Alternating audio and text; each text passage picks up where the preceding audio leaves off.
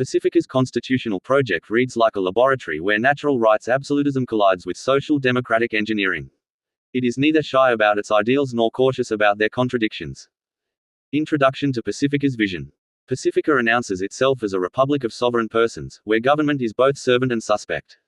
Its preamble fuses liberty with compassion, promising to secure and advance the blessings of liberty, and enhance the lives and health of inhabitants. File 1.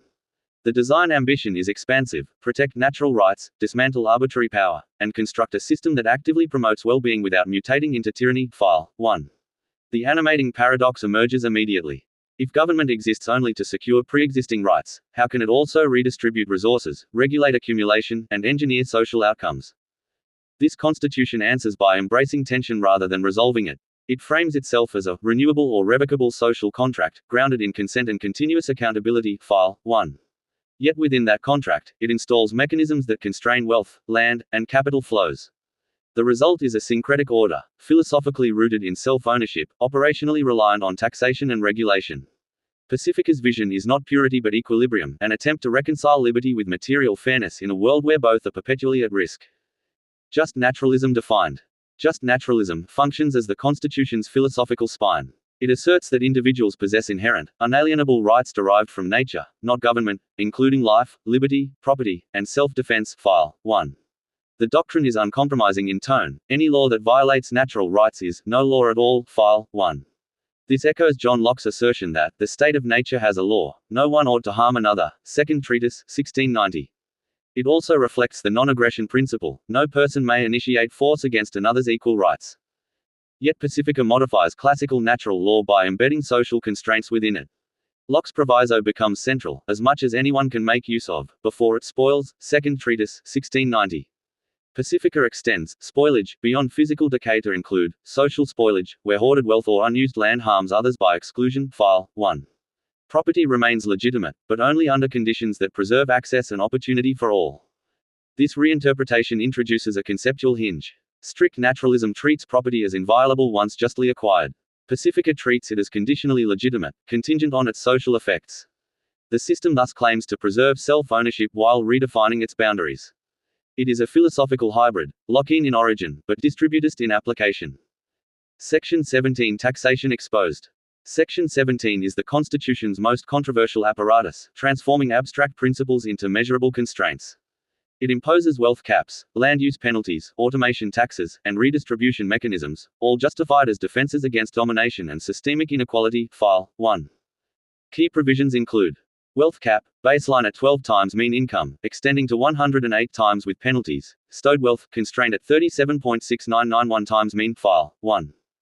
Land penalties, 7.2% tax beyond 2 times subsistence use, escalating to 25% beyond 8 times reasonable use. File 1. Automation charge, up to 40% to fund worker transition. File 1. Foreign labor displacement tax, 25–35%. File 1. Foreign property profits tax, up to 1.5% directed to housing and hygiene services. File 1. Universal basic dividend, funded by is less than or equal to 6.67% resource royalties and is less than or equal to 33.33% business profits, capped at 40% combined. File 1. From a strict naturalist perspective, these measures resemble systematic expropriation. If property is a natural right, enforced caps and redistributive taxes appear indistinguishable from coercion. The critique is blunt: there is no natural right to tax, and forced transfers violate self-ownership. From a civil utilitarian standpoint, Section 17 is defensive architecture. It seeks to prevent concentrations of power that undermine freedom in practice. Jeremy Bentham's maxim applies: it is the greatest happiness of the greatest number that is the measure of right and wrong. Introduction to the Principles of Morals and Legislation, 1789. By limiting accumulation, the system aims to preserve broad access to resources, reducing dependency and vulnerability. The tension is irreducible. Section 17 operationalizes justice through constraint, turning philosophical ideals into numeric thresholds. It sacrifices theoretical purity to pursue social stability, embodying Pacifica's central gamble, that controlled coercion can preserve deeper forms of liberty. MITLAMP Dystopia Prevention. Pacifica identifies a systemic threat. It labels the military-industrial medical prison complex, MITLAMP, a convergence of institutional powers that can entrench dependency and control. File 1. Section 17's redistributive mechanisms are explicitly designed to prevent this outcome by dispersing property and limiting monopolistic structures. File 1. The logic is preventive rather than reactive. Concentrated wealth enables political capture, which in turn expands coercive institutions. By capping accumulation and redistributing resources, the Constitution attempts to interrupt this feedback loop before it crystallizes. James Madison warned, "If men were angels, no government would be necessary." Federalist 51, 1788. Pacifica extends this insight. If institutions accumulate unchecked power, they become self-perpetuating. The anti-MITLAMP framework is thus a structural safeguard, not merely an economic policy. Critics argue that the cure mirrors the disease. Centralized taxation and redistribution require administrative power, which itself risks expansion. The system attempts to mitigate this through transparency, referenda, and algorithmic governance. File 1. Whether these checks suffice remains uncertain. The design reflects a paradox. To prevent institutional domination, the Constitution empowers institutions. Locke-in proviso tension. Locke's proviso is Pacifica's moral lever. Property is justified only if enough and as good remains for others. Second Treatise, 1690. Pacifica interprets this dynamically, applying it to modern conditions of scarcity and inequality. File 1. Strict naturalists argue that once property is acquired without aggression, it remains legitimate regardless of distribution. The proviso, in their view, was historically contingent, not a perpetual constraint. Pacifica rejects this interpretation, treating the proviso as an ongoing ethical requirement. This creates a continuous recalibration of rights. Ownership is never absolute, it is conditioned by its impact on others. John Stuart Mill's principle resonates here. The only purpose for which power can be rightfully exercised is to prevent harm to others. On Liberty, 1859. Pacifica frames excessive accumulation as a form of harm, justifying intervention. The tension lies in definition. What constitutes harm? Is inequality itself harmful, or only its consequences? Pacifica answers by embedding thresholds in law, transforming philosophical ambiguity into enforceable policy. The result is clarity at the cost of universality.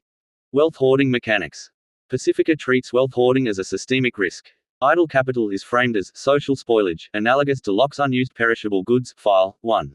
By imposing caps and penalties, the system incentivizes circulation rather than accumulation.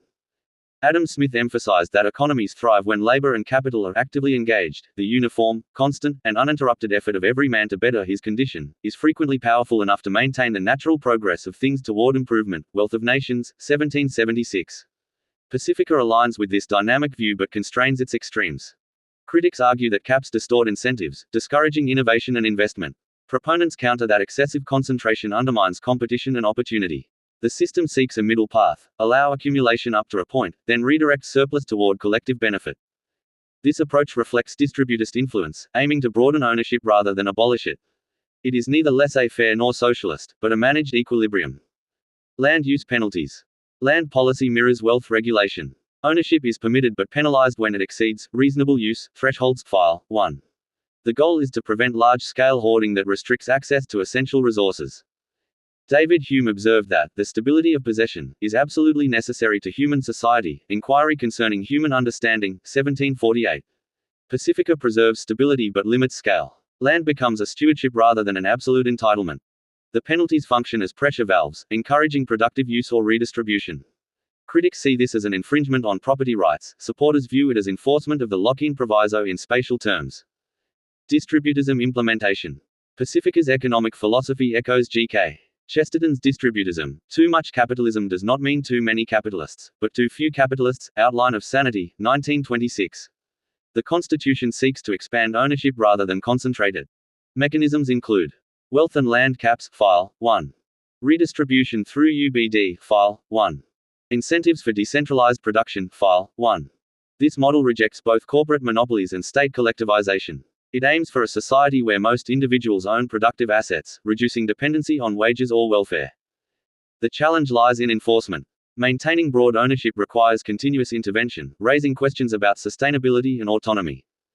Social compact consent. Pacifica grounds its authority in explicit consent. The Constitution is revocable, and citizens retain the right to resist unjust laws. File 1.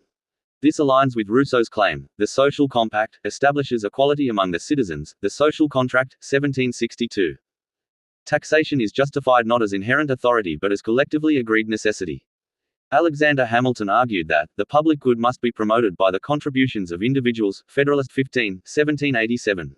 Pacifica adopts this logic while embedding mechanisms for direct consent and oversight. The contradiction persists. Consent legitimizes taxation, but coercion enforces it. The system relies on procedural legitimacy to reconcile this tension. Utilitarian vulnerable focus. Pacifica prioritizes vulnerable populations, framing policy around minimizing harm and maximizing well-being. File 1. This reflects Bentham and Mill's utilitarianism. Mill's harm principle supports intervention when actions harm others, on Liberty, 1859. Pacifica extends this to systemic conditions, treating inequality as a source of harm. The approach is pragmatic but contentious. It shifts the focus from rights as absolutes to outcomes as measures of justice. Social democracy framework. The Constitution explicitly adopts a social democratic republican model. File 1. It combines market mechanisms with redistributive policies, aiming for both efficiency and equity.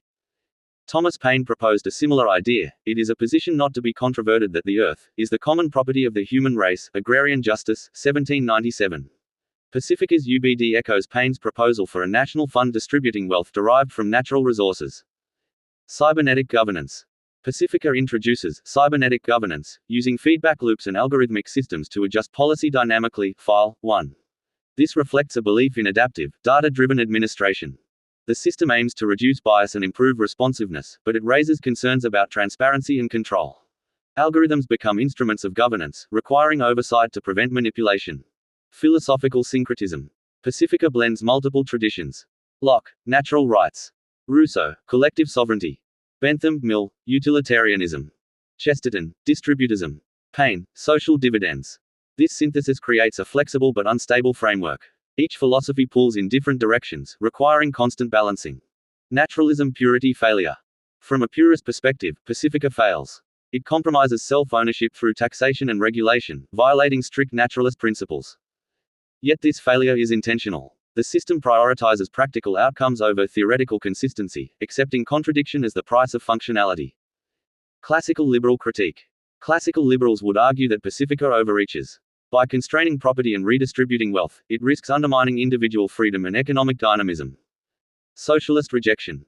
Socialists would critique Pacifica for retaining private property and market structures. It does not abolish capitalism but reshapes it, falling short of full egalitarianism. Spectrum reconciliation. Pacifica attempts to bridge ideological divides. Libertarians, rights and consent. Progressives, redistribution and welfare. Distributists, broad ownership. Anti-communists, rejection of centralized control. This reconciliation is partial and fragile, but it reflects an effort to synthesize competing values. Thinker critiques plus quotes. Locke's dual legacy underpins the system. His defense of property coexists with his proviso limiting it. Bentham's utilitarianism justifies intervention, while Mill tempers it with individual liberty. Paine's vision of shared natural wealth supports UBD. Chesterton's distributism critiques concentrated capitalism. Madison warns of power's dangers, while Rousseau emphasizes collective legitimacy. Lenin's stark declaration, "The goal of socialism is communism, state and revolution," 1917, highlights what Pacifica avoids: total state control. Instead, it constructs a hybrid, resisting both extremes. Enforcement gaps. Implementation remains uncertain. Challenges include measuring reasonable use, preventing bureaucratic expansion, ensuring genuine consent, maintaining economic incentives. The system's success depends on its ability to balance competing principles without collapsing into either tyranny or inefficiency.